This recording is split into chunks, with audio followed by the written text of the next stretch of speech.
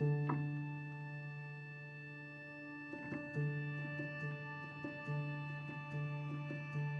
Communauté soignante, c'est un peu comme si on ouvrait les murs de la clinique pour réintroduire la communauté, puis ceux qui y vivent pour prendre soin les uns des autres. Il y a une 60aine d'organismes qui sont membres de la CDC Centre-Sud. C'est des organismes qui ont une expertise en lutte à la pauvreté et l'exclusion sociale, qui travaillent avec des populations isolées, qui souvent ne trouvent pas de portes d'entrée faciles dans le réseau de la santé.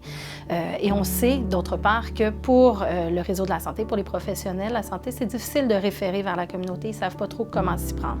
Donc, nous, notre rôle, c'est vraiment de créer ce maillage entre les professionnels de la santé et les organismes communautaires, et ainsi que les citoyens et citoyennes qui voudraient s'impliquer sur le projet. Quand se présentent devant moi des personnes avec des symptômes médicaux, mais qui sont au fond, qui reflètent une problématique sociale, que ce soit l'isolement, la pauvreté, l'exclusion, la marginalité, ce que je fais, c'est que je tends la main vers une de mes alliées, qui est une patiente partenaire, Ghislaine, qui accompagne les patients à développer leurs propres compétences pour mieux prendre soin d'eux-mêmes. Puis ensuite, on ouvre la porte vers la communauté pour travailler avec des citoyens, avec des organismes communautaires du milieu, pour permettre à la personne de reprendre pied dans sa communauté, redevenir un citoyen à part entière. Je suis née avec 2 maladies orphelines.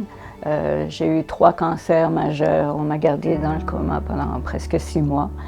Ça a pris énormément de temps avant que j'en revienne. Donc, pour toutes ces raisons, on a décidé que j'étais la personne indiquée à ce moment-là pour travailler avec lui dans ce projet de recherche.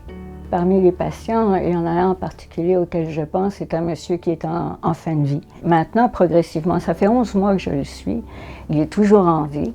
Et ce monsieur qui avait complètement perdu contact avec sa famille a retrouvé les siens, qu'il n'avait pas vus depuis 30 ans.